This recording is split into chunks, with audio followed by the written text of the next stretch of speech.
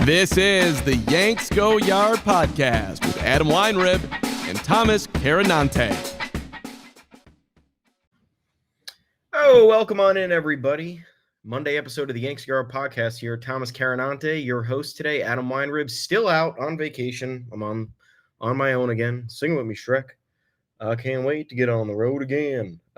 We have a Yankee series to recap in Boston. What did we tell you? I think we told you exactly what we told you. Yankees dropped the series, lose the last two games, Saturday and Sunday on national television. Classic. You knew that was coming, please. I mean, if you're upset, you're upset. I get it. But at this point, it's learned behavior for this team. It's in their DNA. They do not succeed at Fenway. The Red Sox get the better of them in bigger moments, with the exception of a handful since 2004. So it's a reality we just have to live with. But there were some troubling performances in there that we have to address, other issues that occurred that we must address. But please subscribe and like our channel on YouTube. We appreciate you guys tuning in with us every Monday and Thursday, 2 p.m. Eastern live right here. We're having a great time this season. Lots of good stuff to talk about surrounding the Yankees, but unfortunate discussions we need to have about these tougher topics. We're also writing plenty of content on yanksgoyard.com. Head on over there. You can talk to us on the official Yanks Go Yard Twitter account as well, at Yanks Go Yard FS. We'll remind you all of that when the show concludes as well, so you don't forget. And before we get into things, per usual, we have an offer for you guys. Caesars Sportsbook is here. They're looking to cover your first bet up to $1,000. New customers will get a second chance bet up to $1,000 when you sign up with our promo code YGY1000. That means if your first bet loses, you will get your full wager returned as a bonus bet. Again, up to $1,000. So you could do 50, you could do 100, you could do 500, you could do 700, you could do 1,000. All that is covered. Caesars also offers daily profit boosts and Caesars rewards credits on every wager, which can be redeemed for bonuses, sports tickets, other VIP experiences, you name it. Signing up with our code YGY1000 not only covers your first bet, but it also gets you access to their fantastic rewards program. So if you're going to join Caesars, or you know somebody else who might want to be a first-time user, go download the app, register with our promo code again, that is YGY1000, and make sure that first bet is covered. This offer is only available to new customers who are 21 and older and physically present in legal gambling states. Please remember to always gamble responsibly. Check the episode description for full terms of the offer to see if you qualify. All righty, everybody. So where do we start? Man, we got Alex Verdugo on Friday night. And what a moment that was. What a moment that was. He hopped right back into Fenway since that trade in the offseason that blindsided him. He admitted he was upset by it, betrayed by it. And then here we are. He goes 3 for 4, homers on the first pitch that he sees, drives in 4 runs. Yankees win 8-1. Luis Gil once again dominant on the mound. He goes 5 innings, 1 earned, strikes out 6. Labored a bit through 104 pitches, but he had the run support. The bullpen picked him up when they needed to. It got a little bit shaky there for a moment, but all was well. Friday night victory, following up that Thursday defeat that was really tough to deal with. Losing in walk-off fashion to the Royals. We were live during that game. Right as we logged off, the Yankees went on a run. They tied that one and then took the lead late. Clay Holmes coughed it up. Some shaky defense in there as well. But everything was – this team has responded to losses that we haven't seen in a while. Like, they shake off a loss like that. Last week they shook off or 2 weeks ago they shook off those two tough Mariners losses to split the series.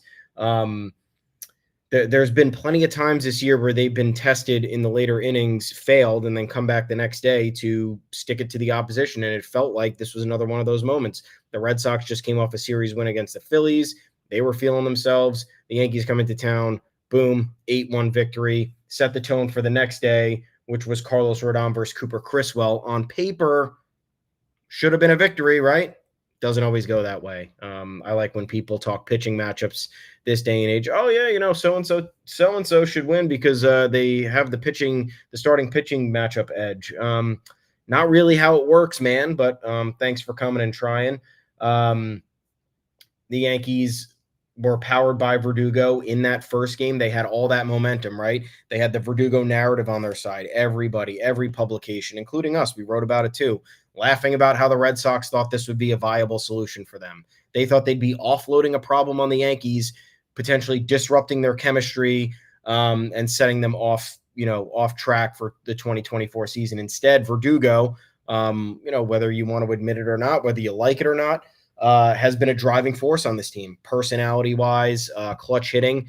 Like we talked about, his stats do not jump off the page. But when you go and dig deeper, he's incredibly successful with runners in scoring position. He's incredibly successful in high-leverage situations. He plays gold glove caliber defense in left field, which is something the Yankees have been missing for 3 years now. And it's been almost everything that this team has needed in terms of lighting a spark, playing fundamental baseball, bringing that edge. When he was rounding the bases, he was showing up the Boston crowd. It's like that's the stuff that you want to see from a team that has 50 wins. That is the best in Major League Baseball. Got to talk it up, got to back it up, got to make sure the opponent knows that you're not backing down, that you're here to talk trash, and that's how it's going to be. It's going to be a long evening or afternoon for you when you're facing the New York Yankees. Alex Verdugo has let the opposition know that. But what do the Yankees do? They roll into Saturday. Overall, just fairly lifeless performance. They go down 3-0. DJ LeMahieu tries to bring him back into it with a 2-run single.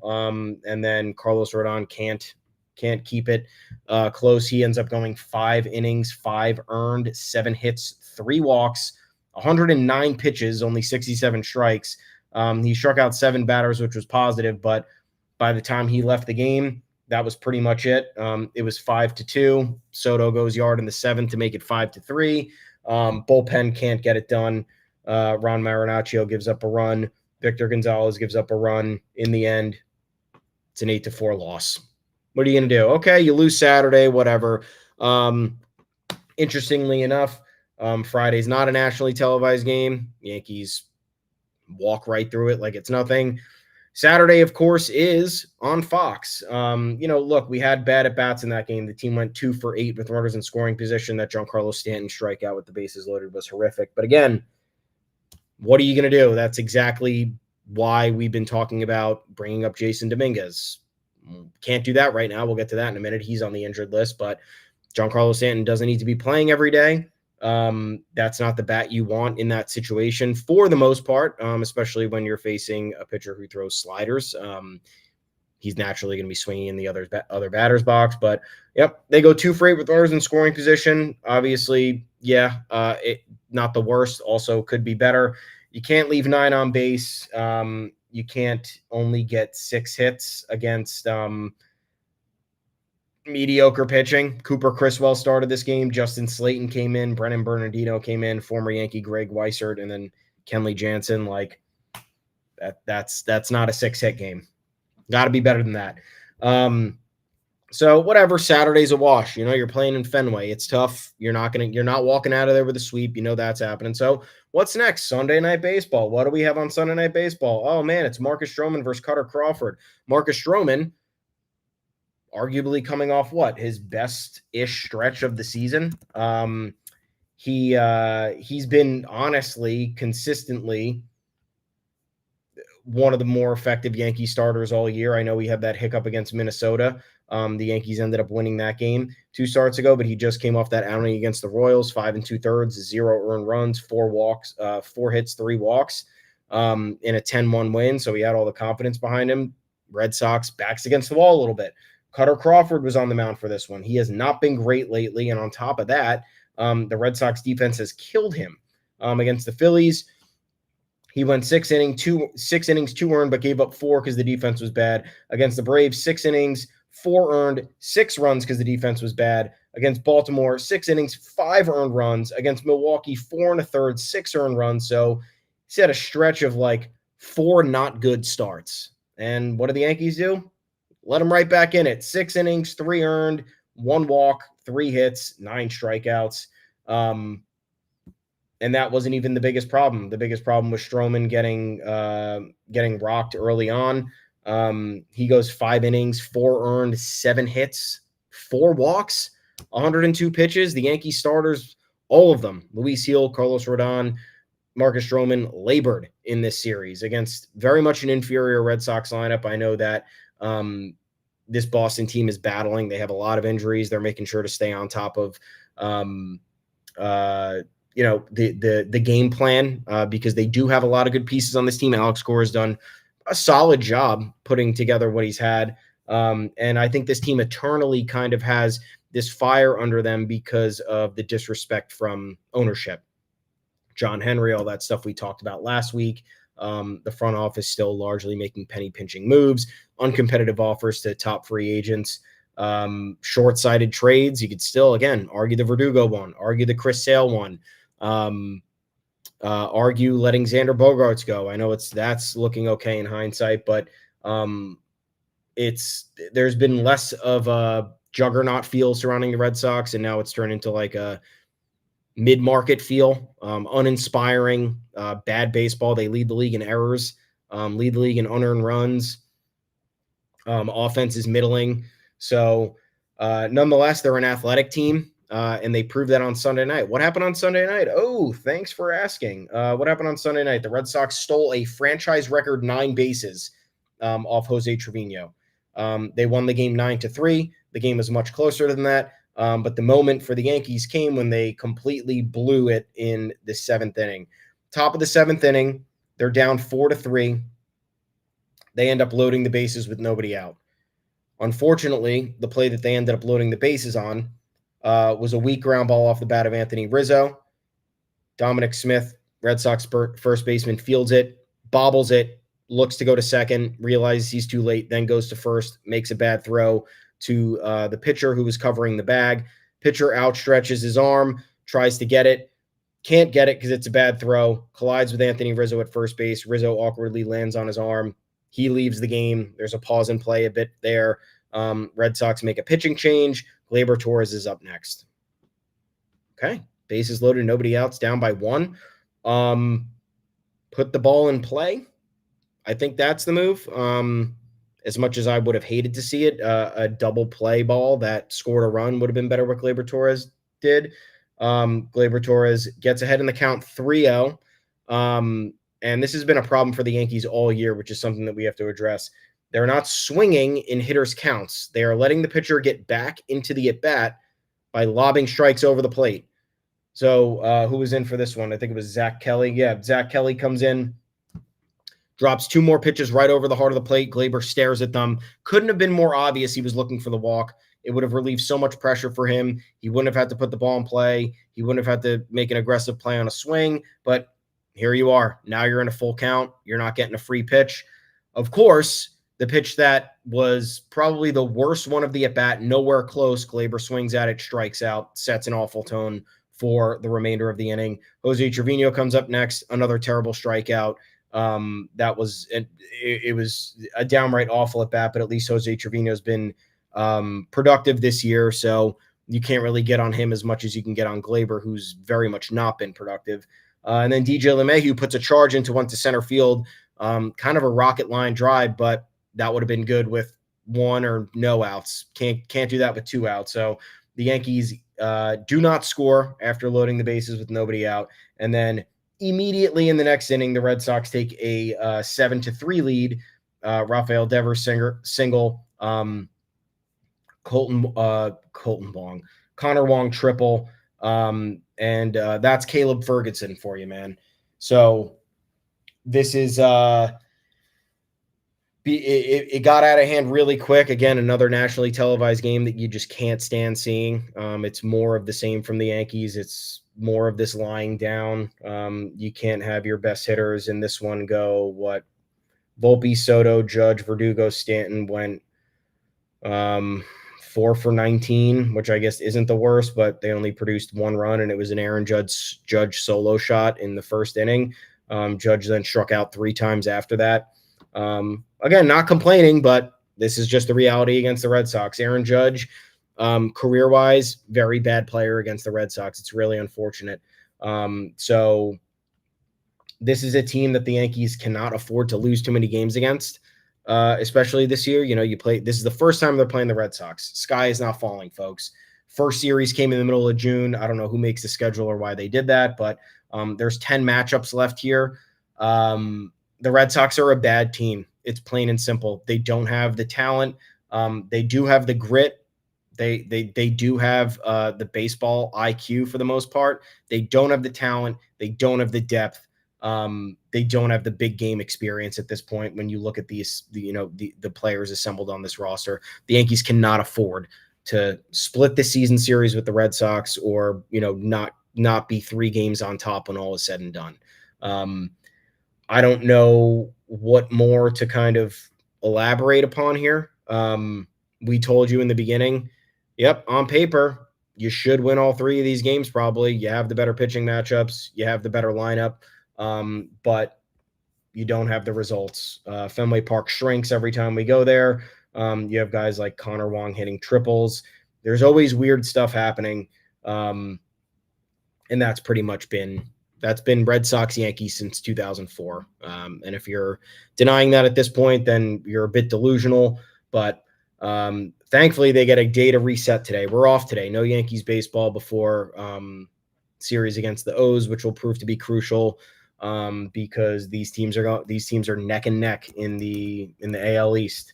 The only reason the Yankees actually have the lead in the AL East is because they've played more games than the Orioles. They are 50-24, and the Orioles are 47-24. So it's a 3 games in the win column.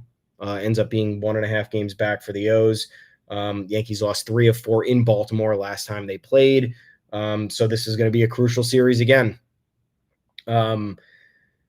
Again, thankfully, they have bounced back pretty well. So I am not entirely worried about them starting the series off on a better note against the O's. But then again, the O's just kind of dispatched the Phillies rather quickly. And they come to the Bronx with a clear edge on, the short porch and just their overall athleticism. It's a very good team, very young team, very fast team. And I think that you look at Sunday night, franchise record 9 stolen bases against Jose Trevino. Alex Cora may have fully now exposed the Yankees for something that can really come back to bite them. Jose Trevino is a great defensive catcher in many respects. Framing, excellent. Game calling, excellent. Blocking, excellent. No arm strength. One of the worst arm strengths in the league. He has caught only 19% of runners stealing this year. Terrible. And it's actually been a problem for 2 seasons now. Fans have caught a little bit more onto it. And I think the Red Sox fully exposed that on Sunday night. Not many of those plays were close. They were just having their way on the base paths. Obviously, that's on the pitching. Pitching needs to be a little bit more aware of the runners. They can't let that many guys steal. But Trevino, time and time, even when he made that nice play, I forgot what series it was with this. Oh, it was the who was at Yankee Stadium last week? It was the hilarious play where that guy's leg stayed up on. Oh, it was against the Dodgers. The swing bunt on, I think it was Friday night against the Dodgers or Sunday night against the Dodgers. Andy Pages had his leg in the air when he was sliding into third base on a little dribbler, and Trevino threw a 67-mile-an-hour throw to third base. Shouldn't have had him. Pages had him beat, but Pages had his leg off the bag. So that the Yankees lucked out on that play. But yeah, you look at his ability to get ahead of runners on the bases, make good throws. He makes accurate throws, but it's just not fast enough. So the Yankees are going to have to be really on top of that in this series against the Orioles, a very athletic team who's going to be able to take advantage of them in that regard. Still from this series, Anthony Rizzo's injury. I'm not saying that this is anything good, but at the very least, it could force the Yankees to make an uncomfortable decision with first base. Right now, they do not have any update on his status. He fell on his arm and looked like he bent his wrist or elbow. Brian Hoke reported today that the Yankees are concerned and Rizzo needs more imaging after his after his initial slew of tests. Last night it was said that he exited the game and he would undergo imaging and see doctors today. Apparently, whatever preliminary stuff they did not reveal enough. So we're looking at a situation where either the Yankees are going to have to call somebody up from the minor leagues, or they're going to have to more seriously look at the trade deadline. Who can they acquire at the trade deadline? Obviously, at this point, we know that DJ LeMahieu can take over at first base, but for him as a full-time starter, still not sure about that. Bat's not really getting going. And what did he do in this series? Wasn't it 0 for 2 last night, 1 for 4 with 3 RBI on Saturday, did not play on Friday. So at this point, I think he's depth utility part-time action, which, not a bad thing to have. He's a veteran. He has a solid bat. He has that versatility. It's going to help the Yankees in the end. But even with Rizzo in the picture, the Yankees' first, second, and third base situation are troubling. Rizzo has been bad this year. Again, the play that loaded the bases with nobody out should have been a double play with a runner on third, and then Gleyber Torres' strikeout doesn't look as bad as it does. But if they are concerned about the hand-wrist injury, and even forget about the seriousness of the injury, Rizzo's probably going to need an IL stint, right? Probably going to go beyond the 10 days, especially if the team's concerned. Probably beyond the 10 days, just looking at how he landed. He did not get up for a couple minutes. He had to be helped off the field. Aaron Boone immediately motioned for the medical staff and said that he had to be removed from the game. The problem with Rizzo has been his lack of consistency. Got hit in the head last year when the collision with Fernando Tatis Jr. on the base paths. What happens after that? He ends up playing 2 months of baseball with essentially brain damage. Then he goes on the IL for the remainder of the month and a half, 2 months of the season, comes back this year and largely more of the same. Obviously a little bit better than he was when he was fully impaired last season, but on the year so far. In addition, the bigger concern here is the defense has been slipping massively, which is very uncharacteristic of Rizzo, who's had a very good MLB resume throughout his career. Most players would kill to have the success Anthony Rizzo has, but overall, batting .223 with a .630 OPS, 79 OPS plus. I know what you're thinking. Hey, he batted .224 in 2022, and that was a great year. Yeah, he also had an .817 OPS, a .130 OPS plus, 32 homers, 75 RBIs. Didn't strike out a lot, walked a bunch. This year, you're seeing increases in strikeouts, decreases in walks, and no power. He's slugging .341. So you combine that with some kind of delay in his reaction time on defense. You have that play against the Royals where he's charging the ground ball and there was confusion with him and Clay Holmes, and then he can't toss it to Holmes in time. I know Clay Holmes can't field his position worth a shit. He can't cover first base, but I don't know. Everything seems off with Anthony Rizzo. We hope he's okay, obviously, but at this point, this seems like it's going to be a week-to-week situation based on what the results are telling us. So we don't know what that's going to look like. Ben Rice promotion, I don't know. We were previously hoping for some sort of Jason Dominguez promotion, right? Maybe you get Dominguez into the big league picture as he's tearing up the minor leagues with maybe Aaron Judge playing first base. I don't know.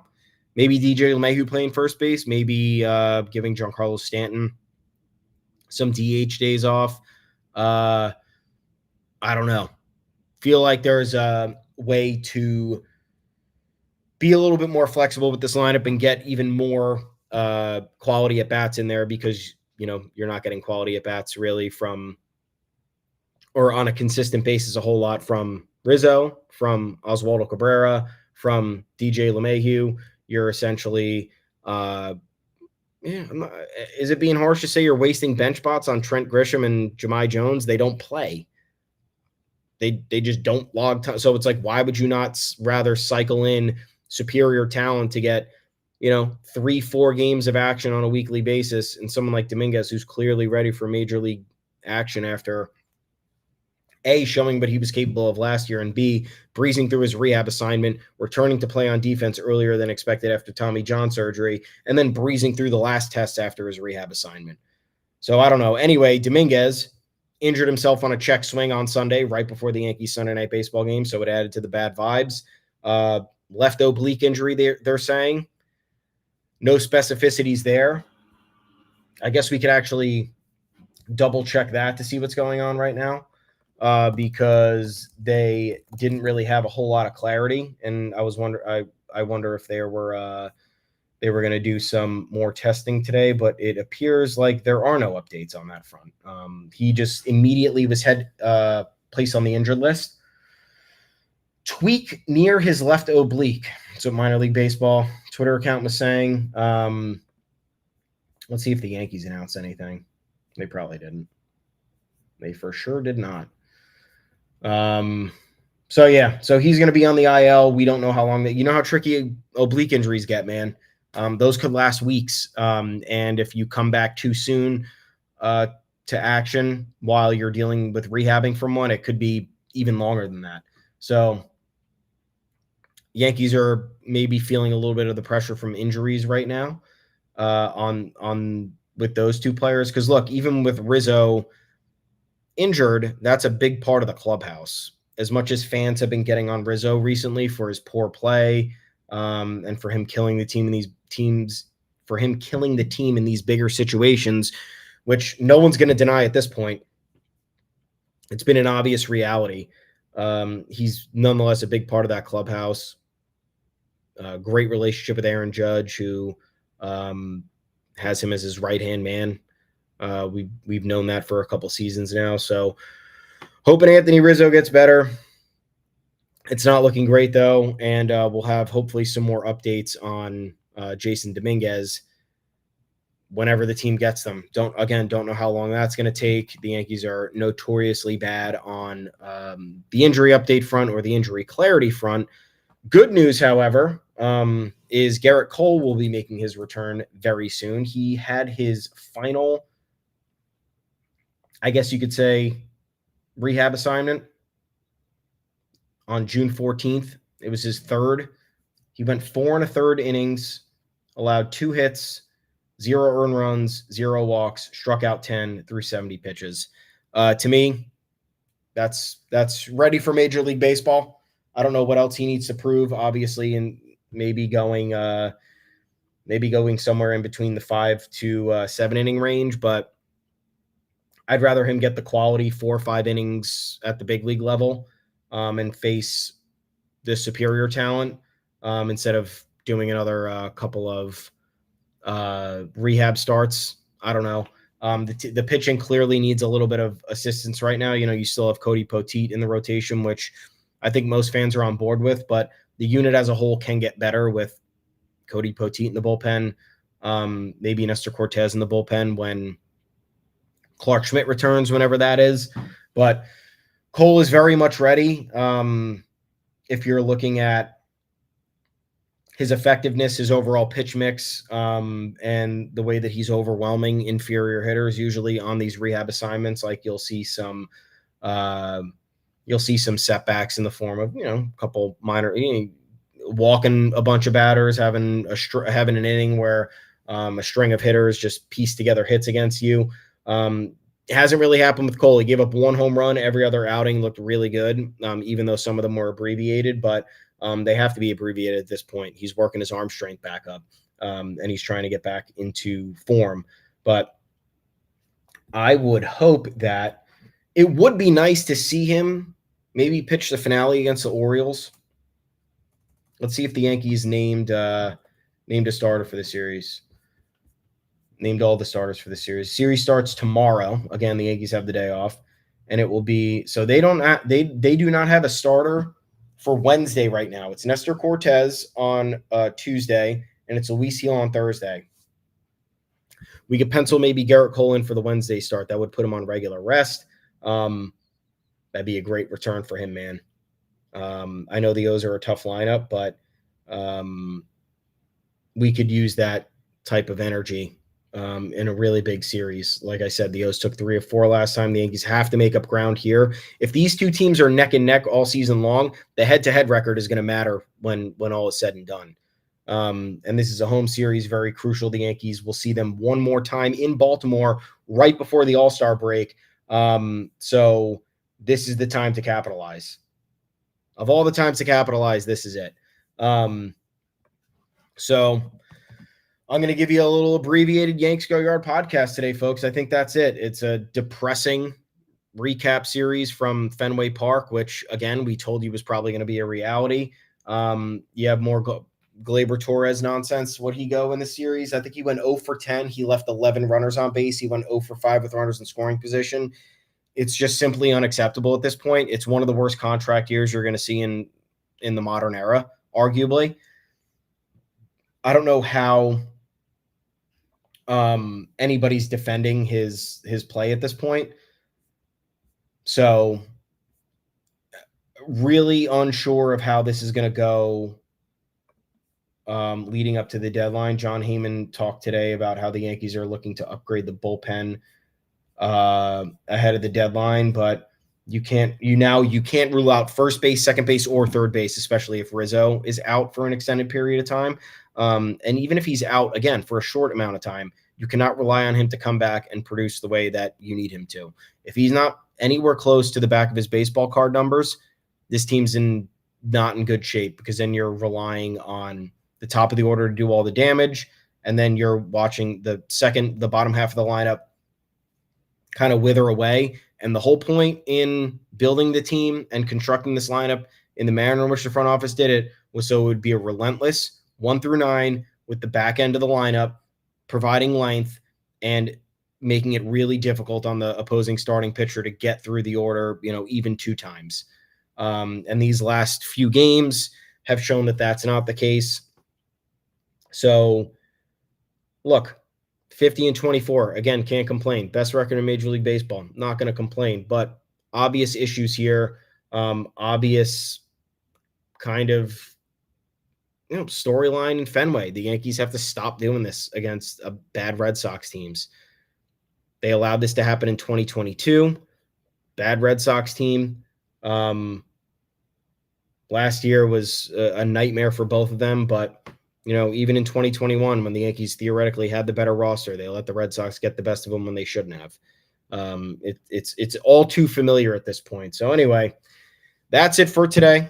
Thank you guys for tuning in. Orioles game tomorrow night, Tuesday, Wednesday night, Thursday afternoon at 4:00. We're going to have hopefully a lot to discuss after that series. Hopefully better news. Stick it to the second best team in the American League. Show the fan base that you can bounce back once again, as this team has been doing all year after a very tough series at Fenway where kind of nobody really stepped up after Friday, which was sad to see because they looked like they controlled the narrative with Alex Verdugo and Luis Gil after game 1. So stay strong, folks. We have an off day today. You can kick back, relax, light up that cigar. Still best record in the league. Could be worse. Could be the Dodgers. You could have Yoshinobu Yamamoto on the IL, Mookie Betts with a broken hand, Chris Taylor batting 98, and a lot of other bigger problems. So we acknowledge that life is good here, but 6 weeks before the trade deadline, shape up, folks. Got to get stuff together. Some of these players got to turn it around to just become anywhere near league average. Anyway, that's it for today, everybody. My name's Thomas Carinante. You can find me at Tommy's_takes on Twitter. You can hit up, again, the Yanks Go Yard Twitter account, at Yanks Go Yard FS. Please head on over to yanksgoyard.com. We got plenty of content there for you. We appreciate you tuning in. Please like and subscribe to the YouTube channel. That's where all of our video content is. You can have a great time going through that Rolodex. Adam and I have some good clips on there. And don't forget, Caesars is here. The promo code is YGY1000. Bonus bet up to $1,000. It's a lot of money. If you got the right bet, you got some inside information, be sure to use that risk-free bet. If something goes wrong, you get that money back, and then you can do it all over again. You ain't going to go 0-2. I could promise you that. Anyway, everybody, we'll talk to you again on Thursday, 2 p.m. Eastern live right here, right before the finale of the Orioles series. Hope you guys have a good rest of your week. We will talk soon, and take care.